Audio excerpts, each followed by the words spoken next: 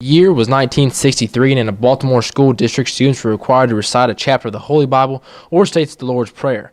Madeline Murray O'Hare did not believe this should be a requirement. She took her argument all the way to the Supreme Court, where 9 judges made a decision that would forever alter the state of prayer in public schools. The topic of separation between church and state has been an issue since the early 20th century. Miss O'Hare felt that students should not be exposed to religion in public schools.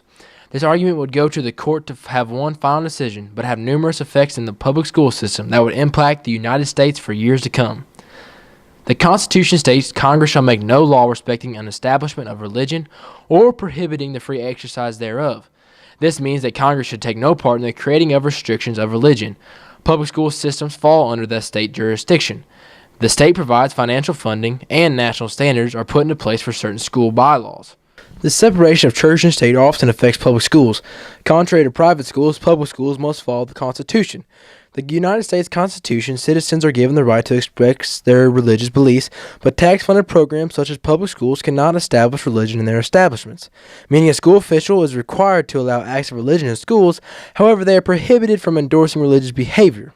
Many disputes have reached the high court, such as whether or not praying over the loudspeaker at a varsity football game, if religious-based school groups are granted the same rights and privileges as other groups, if a moment of silence is really just a type of prayer, and if under God and the Pledge of Allegiance is constitutional or not. Once Madeline Murray O'Hare discovered that her son, William Murray, was required to read the Bible every day at school, she filed a lawsuit against the Baltimore School Board. J. Gilbert Pendergast, a local judge, dismissed the case because he believed the Murrays had the intent to get the entire concept of religion out of the public school system.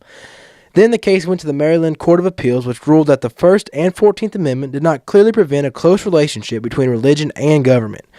From there, the case about prayer in school went to the Supreme Court.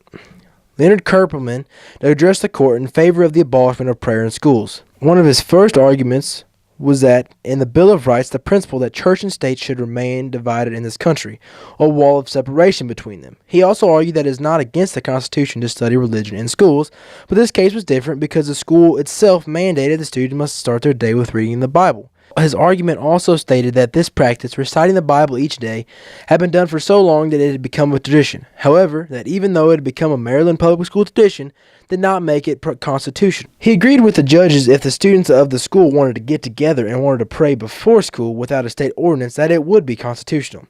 But the current Maryland system that required this practice was unconstitutional. The Supreme Court judges then turned to Francis Birch to listen to what he had to say on the opposing side of the argument of the Murray versus Curlett case.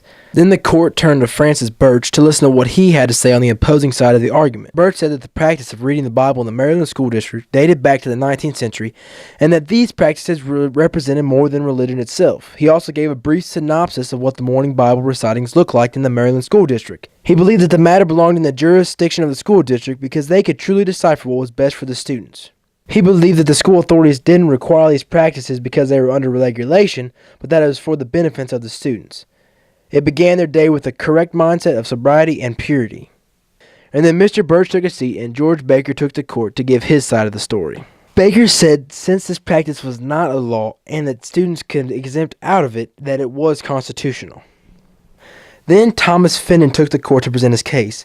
He pointed out that atheism was religion that was under the umbrella of the First Amendment, meaning that atheism and theism are the same thing, but when atheists try to get theism religion out of school, it is constitutional because atheists feel their freedom of speech is revoked.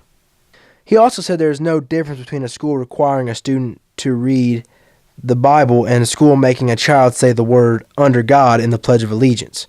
After the Supreme Court heard both sides of the argument, they came to a decision.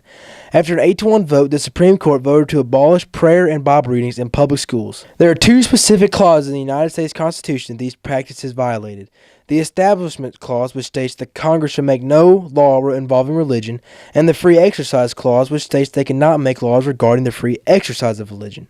Justice Clark delivered the opinion of the court. He said, "Once again, we are called upon to consider the scope of the provision of the First Amendment to the United States Constitution, which declares that Congress shall make no law respecting an establishment of religion or prohibiting the free exercise thereof.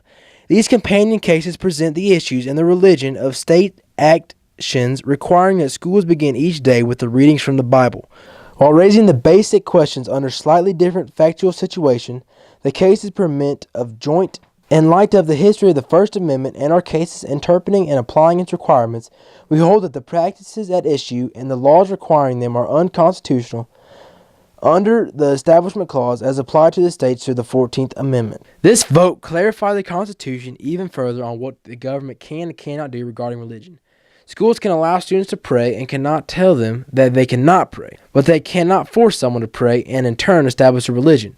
Madalyn Murray O'Hair, who had close ties to the American Communist Party, believed her son should not have to pray in school. Ironically, multiple Jewish organizations and the National Council of Churches actually favored her side. Not one single church organization filed a brief in support of school prayer. In 1995, Mrs. O'Hair, her son Jim, and her daughter Robin left the city of Austin due to emergency business. Her son William Murray, the one who the case was based upon, had not spoken to them since 1989 when he became a Christian. After a year of the family being gone, William Murray filed a missing persons report. After a year of investigations, it was discovered that the trio had been kidnapped and murdered by David Waters, a former employee who was upset with O'Hair for exposing him for stealing money from the organization where they were employed. Waters was then sentenced to 20 years in federal prisons. This court case proves the idea that one single person can truly create a movement that will alter the state of a country forever. William Murray was required to read the Bible in school, and his mother, Madalyn O'Hair, would not have this regulated upon her son. Her disapproval of those Baltimore public school practices led her to the Supreme Court, where she got her voice heard, and the requirement of Bible readings in public school ruled a violation of the United States Constitution. Ironically, William Murray eventually found God in his life and became a Christian pastor.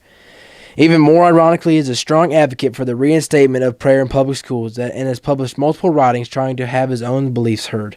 The Murray v. Curlett case has impacted many students and school administrators and will continue to affect the public school system, all due to Madalyn Murray O'Hair's argument that she took to the United States Supreme Court.